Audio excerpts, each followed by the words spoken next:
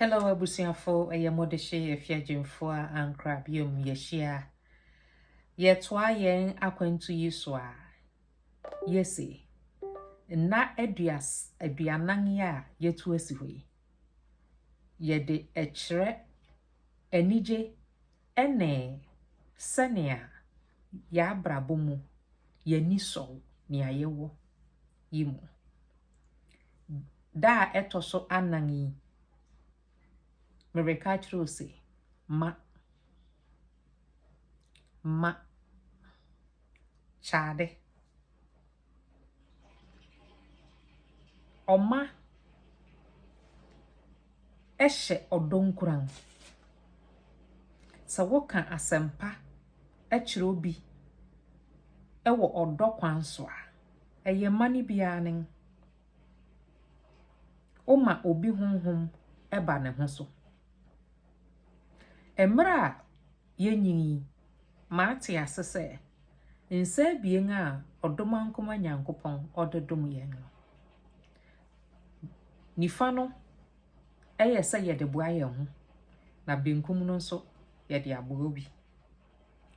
saa na obi nsa bien no so a egu no ho no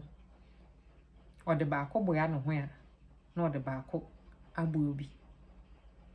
ene den na wobetimi ama tunhu ache ben na wobetimi edi ache eye wo mere eye wo aduan eye empobua bi a wato a wodi eguwa wo sese wo nan na ahono no se eba fom a wo behye nsumfie biesani nan no ne etima na etim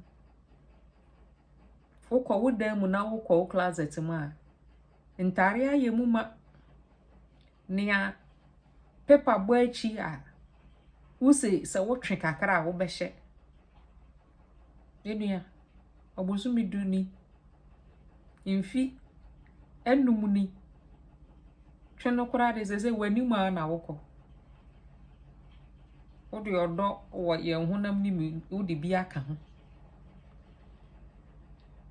se wo hwe na se enya de a wo behya yen akwantu yi mu ya da nanyi yesi famai fache ye adom ma obi ye nshira ma obi eye bibi na wunim na obi nimu a enne da etoso ya nanyi wo ya akwantu yi mu ya yesi famai fache yi tuhu anamo ye nshira ma obi ye adom ma obi ma obi mpaya wabọ no onya ne nka ene nte asese ọba ade ete ase enam woso efise ye nimpefe se ye nyankopon no onfi so emeye ya pede emayen ode nam obi so ma obi nkese nyame nhyira wone ma obi nkese enam woso mehu se nyame te ase you say adepote ya na me bo ho mpai wa be ya mame minim adekode ye sa wote obi ne ana obi din ewo utim a fro ni ba kon sa wote nka se enne esese wo ya adoya enne da etoso ya nani fire adoyi enne da etoso ya nani yesi ma chade na ya adoyi ema obi ya sam eni ye ne tietia eye modofo pa efia jimfo ankra